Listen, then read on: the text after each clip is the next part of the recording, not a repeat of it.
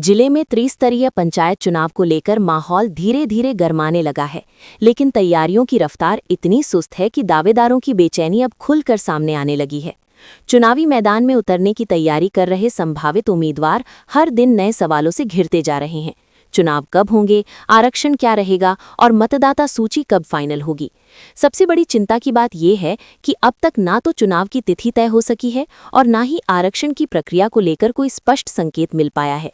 यही कारण है कि तय समय से पहले पंचायत चुनाव कराए जाने की संभावना लगातार कमजोर होती जा रही है। राजनीतिक गलियारों से लेकर गांव की चौपाल तक हर जगह सिर्फ एक ही चर्चा है, आखिर पंचायत चुनाव होंगे कब। राज्य निर्वाचन आयोग भले ही मतदाता सूची को अंतिम रूप देने में जुटा हो, लेकिन जमीनी हकीकत ये है कि काम की रफ्तार उम्मीद से कहीं ज्यादा धीमी है।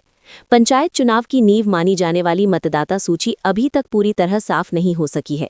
संभावित डुप्लीकेट मतदाताओं का सत्यापन तक अधूरा है, जिससे पूरी प्रक्रिया अटकी हुई नजर आ रही है। जिले की कुल 1192 ग्राम पंचायतों में इस बार त्रिस्तरीय पंचायत चुनाव प्रस्तावित हैं। पिछली बार वर्ष 2021 में पंचायत चुनाव कराए गए थे, तब जिले की 1214 ग्राम पंचायतों में एक साथ मतदान हुआ था। हालांकि उस समय भी चुनाव के बाद पहली बैठकों की तिथियां अलग अलग रहीं, जिससे कार्यकाल की समाप्ति भी अलग अलग समय पर हो रही है। अधिकांश ग्राम प्रधानों का कार्यकाल 26 मई 2026 को पूरा हो जाएगा, जबकि कुछ ग्राम प्रधानों का कार्यकाल 19 जून 2026 तक चलेगा। वहीं जिला पंचायत अध्यक्ष का कार्यकाल 12 जुलाई 2026 को समाप्त होगा। ब्लॉक प्रमुखों की बात करें तो उनका कार्यकाल 19 जुलाई 2026 तक रहेगा। इन अलग अलग तिथियों ने प्रशासनिक स्तर पर भी असमंजस की स्थिति पैदा कर दी है।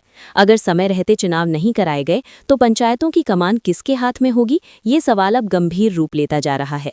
सूत्र का कहना है कि पंचायत चुनाव को लेकर स्थिति बेहद अस्पष्ट बनी हुई है।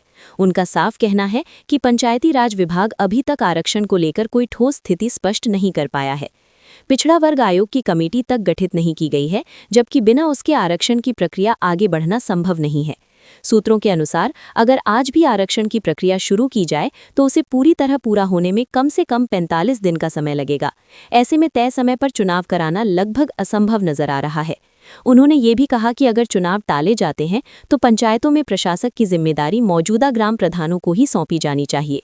इस मांग को लेकर संगठन के पदाधिकारी जल्द ही निदेशक पंचायती राज से मुलाकात करेंगे। चुनाव की तैयारी का दावा भले ही कागजों में किया जा रहा हो, लेकिन जमीनी स्तर पर हालात कुछ और ही कहानी बयां कर रहे हैं। गांव-गांव में संभावित प्रत्याशी अपनी रणनीति बनाने में जुटे हैं, लेकिन अनिश्चितता के कारण ना तो प्रचार शुरू कर पा रहे हैं और ना ही समर्थकों को खुलकर सक्रिय कर पा रहे हैं। इसका सीधा असर लोकतांत्रिक प्रक्रिया पर भी पड़ता दिख रहा है। चुनाव जितना देर से होगा, सत्ता और प्रशासन के बीच संतुलन उतना ही मुश्किल होता जाएगा। इस पूरे मामले पर सहायक जिला निर्वाचन अधिकारी पंचायत एवं नगरीय निकाय नारायण का कहना है कि पंचायत चुनाव की मतदाता सूची में दर्ज संभावित डुप्लीकेट मतदाताओं का सत्यापन कराया जा रहा है। उन्होंने बताया कि ये कार्य 20 फरवरी तक पूरा कर लिया जाएगा और तय समय में मतदाता सूची के पुनरीक्षण की प्रक्रिया भी पूरी हो जाएगी। हालांकि प्रशासन के इस बयान से दावेदारों की चिंता पूरी तरह दूर होती नहीं दिख रही। वजह साफ है, जब तक आरक्षण और चुनाव की तिथि तय नहीं होती, तब तक सारी तैयारियां अधूरी ही मानी जाएंगी। क्या पंचायत चुनाव समय पर हो पाएंगे?